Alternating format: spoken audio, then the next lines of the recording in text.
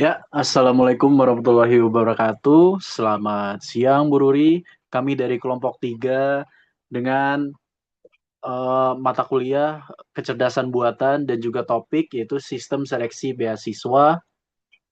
Boleh boleh di next. Sebelum masuknya kita boleh memperkenalkan diri masing-masing.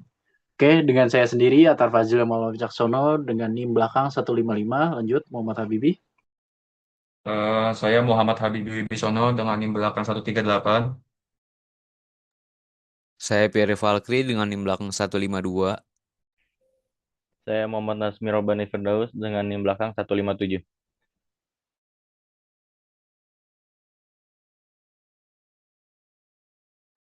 Ya, di sini latar belakangnya ada dua, yaitu yang pertama masalah subjektivitas. Proses seleksi beasiswa tradisional seringkali bersifat subjektif dan dipengaruhi oleh bias kognitif penilai, mengakibatkan ketidakadilan bagi pendaftar yang layak. Lalu solusinya ini yaitu menggunakan Fuzzy Sugeno. Metode Sugeno dipilih karena efisiensi komputasi dan kemampuannya menghasilkan nilai kelayakan tegas yang memudahkan pengambilan keputusan otomatis.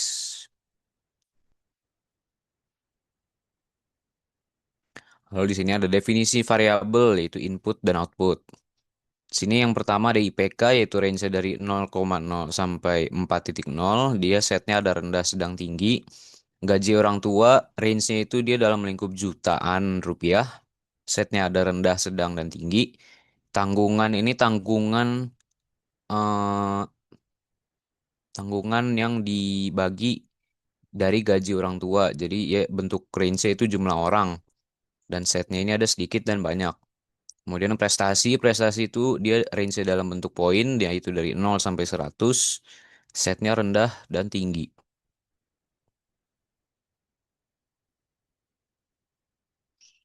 Lalu fungsi keanggotaan yaitu IPK dan gaji. Yang pertama ini ada variabel IPK yaitu X. Dia rendahnya itu kurang dari atau sama dengan 2,5 dan juga di 30. Yang sedang ini ada segitiga yaitu 2,5, 30 dan 35. Tingginya itu lebih dari 30 yaitu 30 dan 35. Dan ini rumusnya tinggi X sama dengan X kurang 3,0 per 3,5 kurang 3,0. Yang kedua ini ada variabel gaji yaitu Y. Dia rendahnya ada linear turun 3 juta atau 5 juta. Sedangnya ini trapesium 3 juta, 5 juta, dan 7 juta. Tingginya ini linear naik yaitu 5 juta dan 7 juta. Sini rendah Y sama dengan 5 kurang Y per 5 kurang 3. Fungsi keanggotaan yaitu tanggungan dan prestasi. Yang ketiga, ini ada jumlah tanggungan atau T.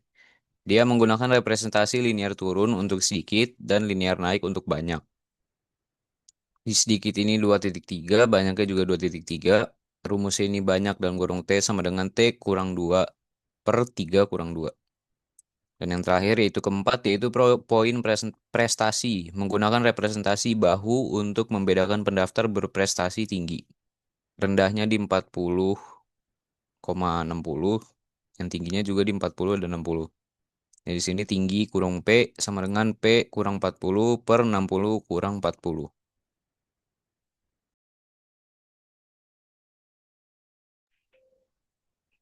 Ya, di sini lanjut ada variabel outputnya, yaitu nilai Z, di mana nilai Z jika nilai 30 dikategorikan prioritas rendah, jika nilainya 60 maka prioritas sedang, dan jika nilainya 100 maka prioritas tinggi. Metode Sugeno Ordinal ini menggunakan nilai konstanta singleton sebagai konsekuen aturan.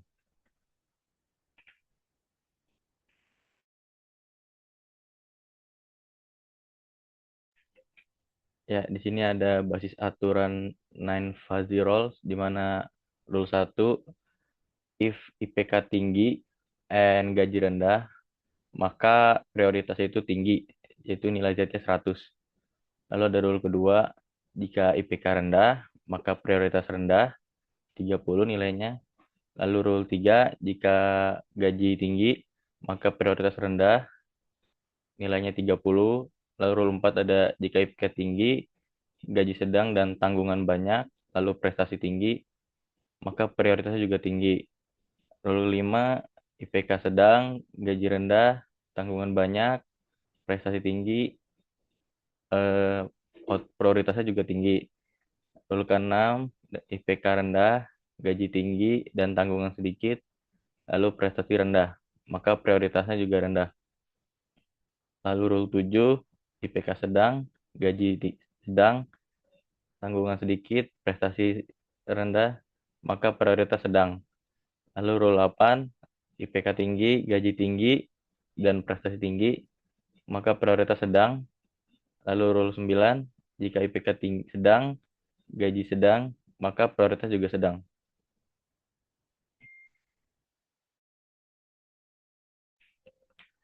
Lalu ada mekanisme inferensi, di mana kita sistem mengevaluasi alfa predikat untuk setiap aturan menggunakan operator min.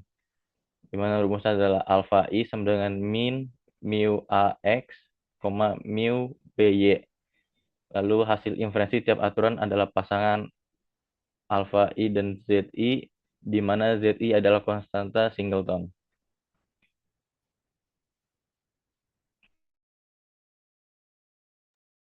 Ya, lanjut ke diffusifikasinya. Ini langkah akhir adalah menghitung weight average untuk mendapatkan nilai tegas final Z besar.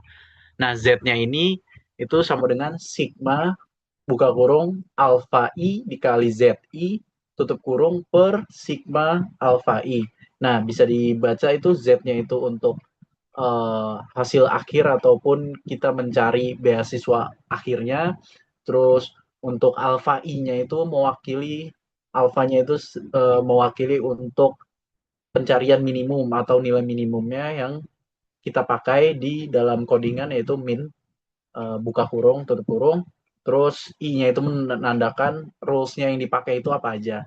Nah, untuk ZI-nya itu Z-nya ini adalah nilai konstanta dari Sugeno dari rule ke 1 atau ke I yang nilainya itu 160 ataupun 30 yang sesuai dengan aturan-aturan yang ada di tugas kita.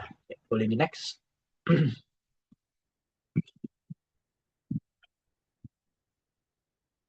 Ya, masuk ke studi kasus perhitungannya ini. Input ya seperti tadi ya kan. Input IPK-nya itu 3,2, gajinya itu 4 juta, tanggungannya itu 3 orang, prestasinya tuh 50. Fusifikasinya itu IPK sama jadinya sedang. Terus jadinya 0,6, terus gaji per sedang ataupun jadinya 0,5. Interferensinya itu pakai R9 atau rule 9, jadinya min 0,6, 0,5 sama dengan 0,5, jadi Z9 sama dengan 60. Berarti dia 60 masuk ke diffusifikasi dari Z sama dengan 0,5 dikali 60 per 0,5, berarti jadinya 60. Balik lagi menjadi prioritas yang sedang. Next. Ya, ini implementer GUI-nya atau Tkinter. User experience-nya itu ya aplikasi menyediakan formulir masukan yang intuitif dengan validasi data real time untuk mencegah masukan angka yang tidak valid. Ya, outputnya itu juga ditampilkan dengan indikator warna dinamis, yaitu seperti hijau, orange, dan merah, untuk merepresentasikan visual prioritas yang cepat dipahami. Kayak ini contohnya yang tadi kan dari sedang berarti kan dia masuknya ke orange.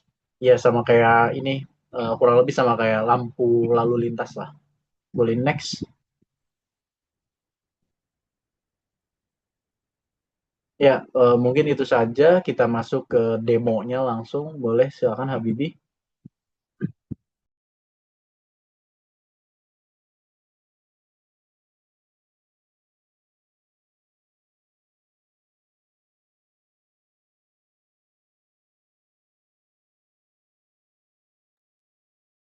Ya oke, ini mungkin kita langsung masuk aja ke demonya. Mungkin langsung kita run saja ke GUI-nya. Di sini kita udah netapin batas, misalnya contoh kayak IPK. IPK nilai rendah itu di bawah sama dengan 2,5. Untuk IPK yang sedangnya itu di 2,5 hingga sedangnya itu di 3. Dan untuk tinggi itu mulai dari IPK 3 hingga IPK 4. Untuk penghasilan itu Kalau nilai rendah itu terhitungan gaji di bawah sama dengan 3 juta. Kalau untuk sedang itu mulai dari 3 juta hingga puncaknya berada di 5 juta. Untuk tingginya itu mulai naik dari 5 juta dan lebih dari sama dengan 7 juta. Kalau untuk tanggungannya itu dihitung sedikit itu tanggungan di bawah atau sama dengan 2 orang. Kalau untuk banyak itu tanggungannya itu lebih dari atau sama dengan 3 orang. Untuk prestasinya ini di bawah mutlak itu di bawah 40 poin, lalu pada batas 60 poin. Untuk tingginya itu adalah dihitung dari 40 poin dan mutlaknya kalau poinnya lebih dari sama dengan 60. Mungkin bisa langsung saja kita input. Untuk studi kasus yang pertama itu adalah prioritas rendah. Apabila kita memasukkan IPK sama dengan 2,1, penghasilannya 8 juta, dan tanggungannya 1 orang, untuk prestasinya ada 50 poin, dia akan mendapatkan prioritas beasiswa rendah. Di sini ada alasannya itu karena IPK-nya yang kurang, penghasilan orang tuanya yang besar, dan poin prestasi terlalu sedikit, dan juga tanggungannya juga sedikit. Lalu untuk yang nilai sedangnya ini, prioritas beasiswa sedang, IPK-nya kita masukkan 3, untuk gaji kita masukkan 5 juta, untuk tanggungannya satu orang saja, dan untuk poinnya juga sama 50, masuk ke dalam prioritas beasiswa sedang. Akan masuk dapat cadangan karena terdapat poin prestasi yang terlalu sedikit sama tanggungannya yang sedikit. Lalu untuk prioritas tinggi itu eh, kita masukkan IPK 3,8, lalu tanggungannya biayanya dari 500.000, untuk tanggungannya ada 4 orang dan prestasinya 85 poin. Nah, di sini nilai prioritas beasiswanya itu adalah tinggi, sangat direkomendasikan karena memenuhi kriteria prioritas utama. Dan di sini kita memasukkan hasil error juga, misalkan kita memasukkan IPK 380, akan terjadi error yaitu nilai IPK tidak valid. Masukkan angka antara 0 sampai 0 sampai 4,0 karena kita telah membuat batas yaitu sampai 4,0. Mungkin itu aja pembahasan dari kami. Boleh ditutup, Mas Atar. Ya, baik. Mungkin itu saja dari kelompok 3.